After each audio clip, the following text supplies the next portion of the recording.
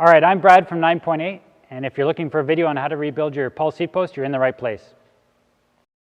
Here are the tools that you need to rebuild your pulse post. You need some rubbing alcohol or a similar non-aggressive cleaner and a rag. You need a torque wrench that's good up to 14 Newton meters, a 21 millimeter socket, a flat screwdriver, an 18 and 10 millimeter combination wrench, a popsicle stick or something similar, and some pulse grease. Take your post off of your bike, disassemble the cable and whatnot, and give it a nice clean down with some mild soapy water.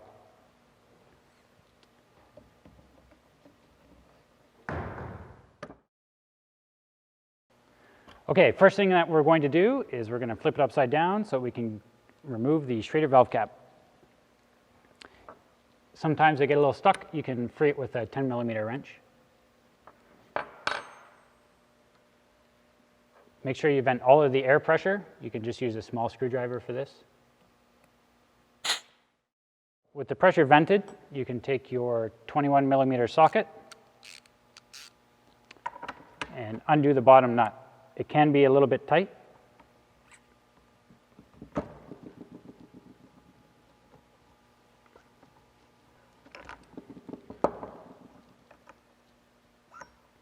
You'll know that it's loose because you'll be able to push it up from the bottom of the post. Now we can rotate everything back around and undo the top nut. It's just hand tight. If you have trouble getting it off, you can use a strap wrench or just an old inner tube or a shop towel.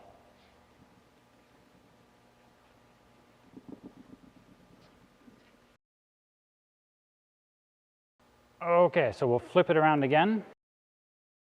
If you push up on the upper tube, it will expose the lower air chamber. And you can take your 18 millimeter wrench and 21 millimeter socket and unthread the bottom nut. Again, this can be a little bit tight. Once it's cracked loose, you should be able to just unthread it with your fingers. If there's a little bit of grease in the bottom here, that's completely normal. Next, what we'll do is flip the post over again and take the entire upper tube assembly out of the post. You have to be careful when you're doing this that the keys don't pop out because they're spring loaded.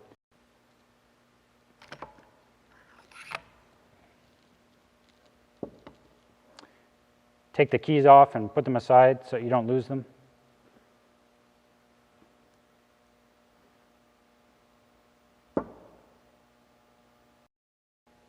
The next step in disassembly is to remove some of the old O-rings. Of course, if you're reusing your O-rings, you won't need to do this. One of the O-rings is on the bottom tube. You can just remove that with your thumb or finger. It comes right off. The other O-ring is inside the bottom of the air chamber. You'll want to use a small tool to get in there. Be very careful not to scratch the O-ring groove while you're removing it.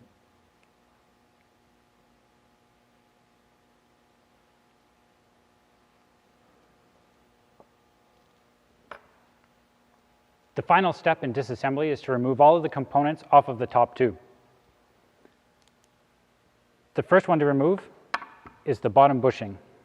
For that, I'm going to use a slot screwdriver and just very carefully separate the bushing and pop it off.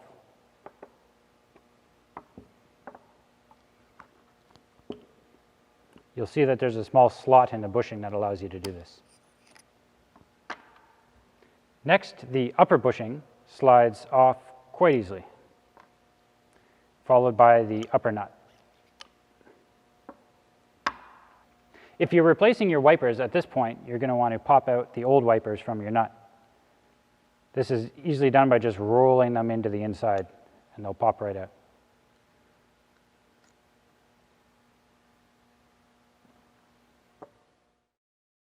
You're now finished with the disassembly. Let's clean it up. First thing to do is use an old towel and just wipe off all of the excess grease, sand, and dirt.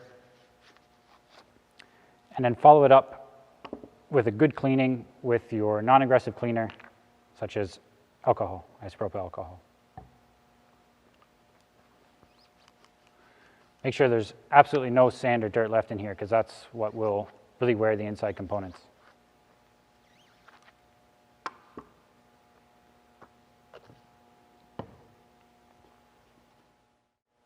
Now that everything's cleaned up, let's reassemble everything. First thing to do is to put the small O-ring into the lower nut. You can fish it in with your hands and use a popsicle stick to get it into the groove.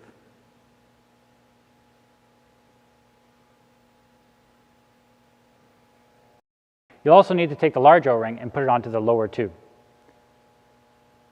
Be careful not to damage it when you're installing it. Next, we're going to put a little bit of grease on both of those seals to make sure they're not damaged during reassembly.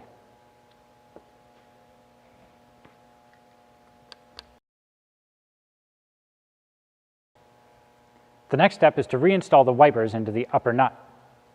You're going to take the thin wiper and install it with the wiping lip down.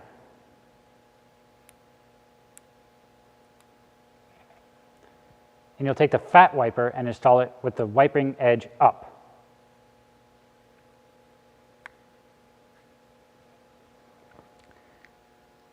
Apply some of our pulse grease onto the inside of the wipers. Now let's reassemble the upper tube assembly. You start with the upper collar nut. You'll have to rotate it as you get past the lower bushing groove. You'll then take the upper bushing, which is the one with the silver outside, followed by the lower bushing, which is the one with the plastic on the outside. For this one, you need to make sure that you don't spread the bushing too far apart. Just use your fingers to ease it over into the groove. You'll hear it click when it's in place. From here, we can start greasing things up.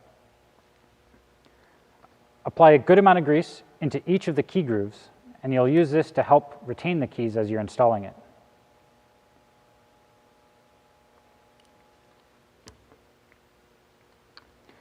Next, install a large amount of grease onto the upper tube. You'll want to cycle the upper bushing a couple times just to make sure that it's greased on the inside. Finally, put a little bit of grease on a popsicle stick and use that to grease the inside of the air chamber. Try and get it as deep as you can. The next step is to install the keys.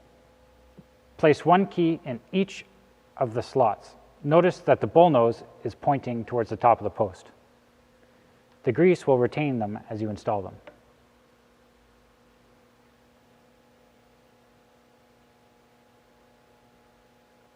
This whole upper assembly slides into the lower tube. Make sure that you get the graphics on your lower tube lined up with the head of your post so that when you reassemble it, it looks proper. As you slide things together, make sure that the keys are aligned with the grooves and don't apply too much force as you go.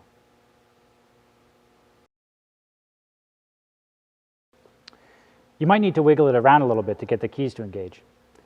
Once the keys are in, move the top bushing down into the bushing groove and seat it using your fingers. You'll then move the top nut down and screw it on, making sure not to cross-thread it, obviously. You'll probably need to clean this off because it'll be covered with grease.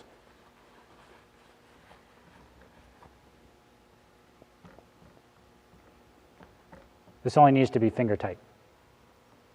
Next, we'll rotate the whole assembly upside down so we can work on the bottom end.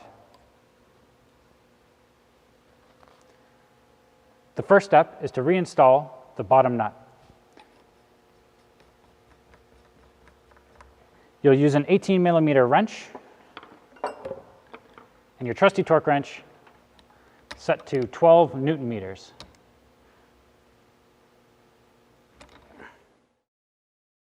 Push the whole assembly into the bottom tube and engage the threads.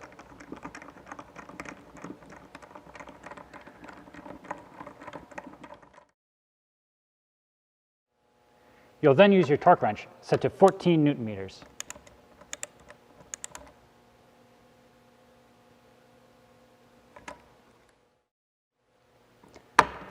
Assembly is pretty much complete now. You might notice the first couple of times you cycle it, you get some of the grease coming out from the wiper. Just give it a wipe down off after your first ride.